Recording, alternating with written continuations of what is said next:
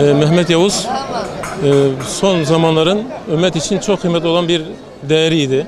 Allah razı olsun, çalışmalarından biz de istifade ettik, beraber olduk, beraber çalışmalarımız oldu Urfa'da kaldığı zamanlarda. Ziyaretlerde bulunduk, seçim sırasında birlikte dolaştığımız zamanlar oldu. Mehmet Yavuz'u görüp de sevmeyen kimseyi ben hatırlamıyorum. Urfa'da ziyaretlerde bulunduğunda onun akabinde kendisine dua etmeyen, özellikle bu son döneminde hasta olduğunu duyan ki kemoterapiden önce hastalığı vardı. Hatırlarsanız belki 2 yıl önce böbreklerinden biri alınmıştı. O zamandan beri hastalığı duyuldu. Duyulduğundan beri Urfa'da kim tanımışsa kendisine dua ediyordu. Kim biliyorsa soruyordu. Sivil toplum kuruluşlardan bize görüştüğümüz dernek başkanları soruyordu. Başkan nasıl oldu, Mehmet Başkan nasıl oldu diye soruyorlardı. Akabinde dua ediyorlardı. Yani Mehmet Yavuz ümmetin vahdetine vesile olacak bir şahıstı. Ve oldu inşallah. Mehmet Yavuz'un yaşantısı nasılsa bir örnekse inşallah vefatı da örnek oldu. Yani binlerce, on binlerce insanın bir araya gelmesine vesile oldu. Türkiye'yi bırakın, Türkiye dışındaki insanların bir araya gelmesine vesile oldu. Biz şahidiz ki Filistin'den mesajlar geldi, Mısır'dan mesajlar geldi, Cezayir'den mesajlar geldi. Yani Yemen'den mesajlar geldi. İslam coğrafyasının farklı bölgelerinden mesajlar geldi. Taziye mesajları geldi. Bu mesajları gönderen kardeşlerimizden de Allah razı olsun.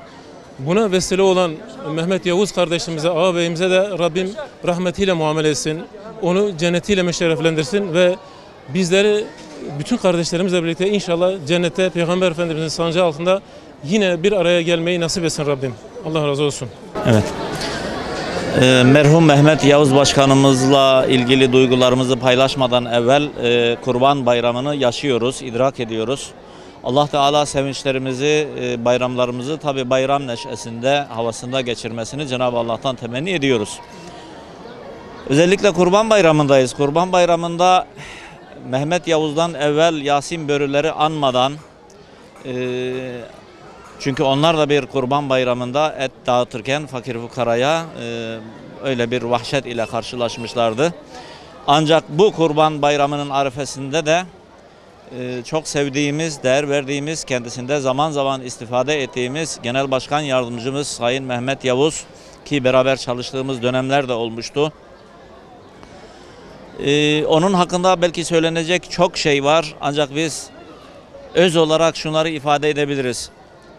Mehmet Yavuz'u tanımak için onunla arkadaşlık etmiş olmak önemliydi.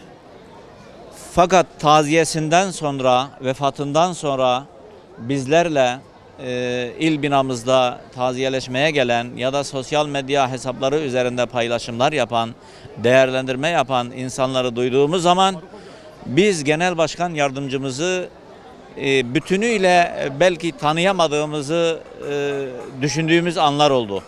Öyle güzel anıları anlatıldı ki, öyle güzel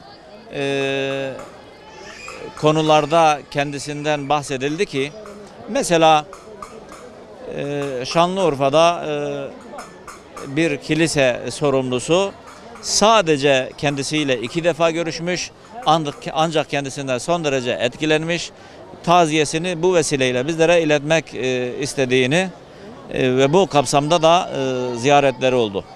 Şimdi bu bir tanesiydi. Bunun dışında ölüm diriltir mi ya da ölümle insanlar dirilir mi?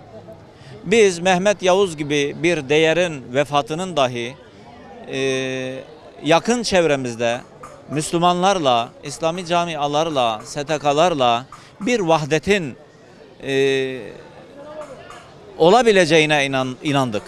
Yani her çevreden taziye için paylaşımlar, her birinin Mehmet Yavuz ile ilgili anlatacağı şeyler oldu.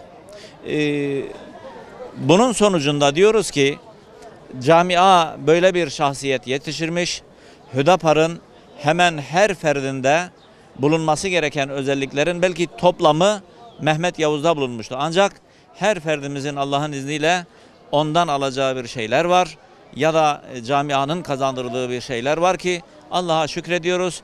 Mehmet Yavuz'umuzu da önceki kurbanlarda şehadete gönderdiğimiz Yasin Börüleri ve arkadaşlarını da rahmetle ve minnetle anıyoruz. Evet. Mehmet Yavuz bu ülkenin bir gerçeği de aynı anda Mehmet Yavuz ile bizim çok mesaimiz olmuştu. İlçe başkanı olma münasebetiyle kendisi de siyasi anlamda ciddi manada bizim çalışmalarımız olmuştu. Mehmet Hoca gerçekten yani ender bir şahsiyetti. Ülke için, bu ülkenin geleceği için, istikbali için ender şahsiyetlerden bir insandı. Allahu Teala Mehmet Hocam gibi insanların sayısını arttırsın. Bu ülke gerçekten onu tamamıyla anlayamadı. Anlamadan Mehmet Yavuz bu dünyadan Darbeka'ya göçtü.